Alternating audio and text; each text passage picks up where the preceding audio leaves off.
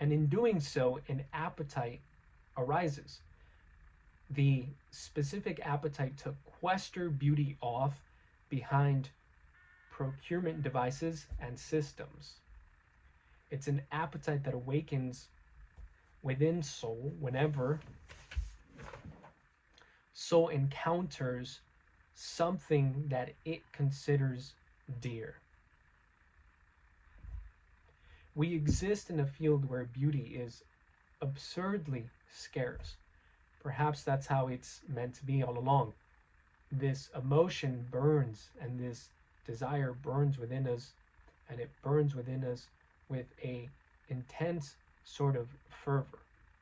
The emotion is present whether a naturally occurring object is placed before us, or whether it exists in our field naturally, or whether it exists because of man's influence.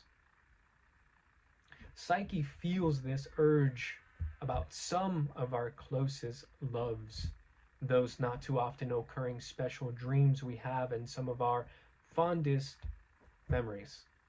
Having them and having these sorts of experiences happen to us and us alone are some of the reasons why we can say that we are what we are. They're also some of the reasons why we know we can say we are what we are and who we are. In some way, they make us. It's no wonder why we act the way that we do about these experiences and those particular objects. Only on certain circumstances, under specific conditions, in the right atmosphere, with the proper specifications, would we ever consider permitting someone or something in through the gates of the private sanctuaries of our heart's intimate objects. So you see, we've got several walls. We have the wall splitting chaos and our cities. Following, we have the walls splitting the religious from the worldly. Lastly, we have the wall splitting soul and the splendors it considers its possessions. At this point, we're finding ourselves a bit lost. We had the desire initially to bring beauty out of her casting out and back into the city. It seems we're finding her more and more covered in walls.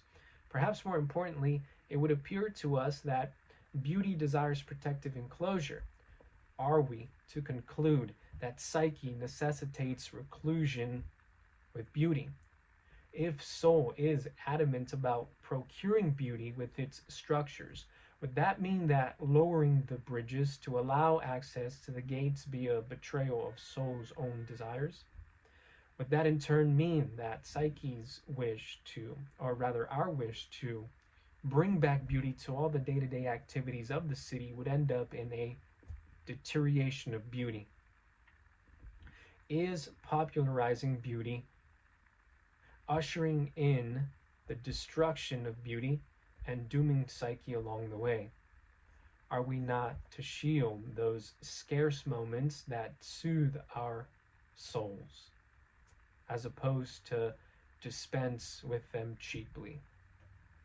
Maybe we can find answers in the way in which we perceive those Greek gods of old days. We can particularly begin by taking a look at Apollo.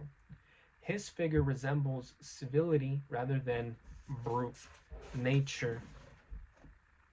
Descriptions of him tell of the young god of sunlight, of perfection in male figure, of prudent thought, cleanliness, and perpetual tranquility, distant of the messes of ordinary life, a deity of the higher echelon. He stood for accurate action, proper form, and nobility. He was a deity of youth. The temples devoted to him stood their ground in elevated places where the terrain was harsh, emblematic of his force of power, contradicting natural power, especially of earthly domain.